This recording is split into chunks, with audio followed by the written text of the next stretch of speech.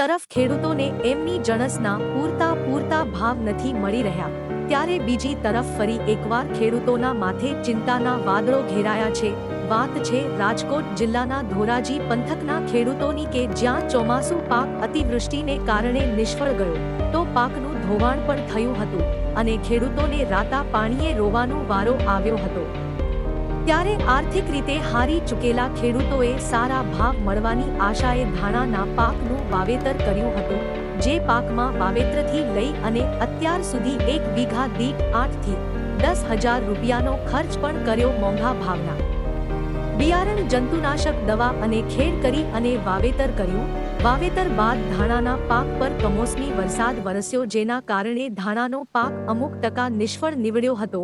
ત્યારે ખેડૂતોએ જે પાક બચ્યો એને પૂરી માવજત કરી અને ઉછેર કર્યો અને પાકને વાતાવરણ અનુકૂળ નીવડતા ધાણાના પાકમાં સુકારા નામનો રોગ આવી ગયો, જેના કારણે ખેડૂતો ચિંતિત બન્યા છે। ખેડૂતોનું કહેવું છે કે ક્યારેક આકાશી આફત તો ક્યારેક માનવ સર્જિત આફતને કારણે ખેડૂતોને આર્થિક નુકસાનનો સામનો કરવો પડે છે।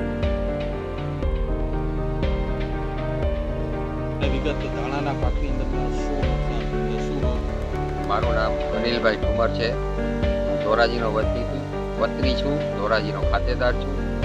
આ વર્ષે મને એમ હતું કે ધાણાનું વાવેતર કરીએ, ધાણાના ભાવ સારા છે, એને હિસાબે ધાણાનું મેં મારા ખેતરમાં વાવેતર કર્યું। વાવેતર કર્યા પછી એક માવઠું થયું, માવઠા થયા પછી થોડીક અસર આવી એમાં નબળાઈની, પછી માવજત કરી સારો એવો ખર્ચો કરી 7-8 હજાર રૂપિયાનો ખર્ચો વીઘે કર્યો। પછી વ્યવસ્થિત કર્યા ધાણા, તો માથે અત્યારે આ ઝાકર અને વાતાવરણ અસર ન આવી એને હિસાબે ધાણામાં સુકારો આવ્યો। સુકારાને હિસાબે ઉત્પાદન ઓછું આવ્યું, એની સામે ભાવ પણ ઓછા મળે છે અત્યારે, એટલે ખેડૂત અત્યારે હેરાન પરેશાન થઈ ગયો છે। વાતાવરણની કેવી અસર વર્તાણી, ધાણાની અત્યારે શું સ્થિતિ છે?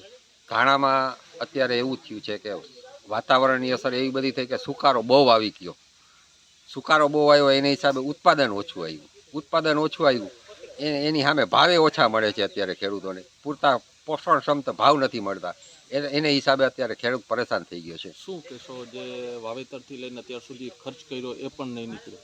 એ અત્યાર લગીમાં 7-8 હજાર રૂપિયાનો વીઘે ખર્ચો કરી નાખ્યો છે, એ કદાચ મળવો હશે તો મળશે ખેડૂતોને, નહીંતર એ પણ નહીં મળે।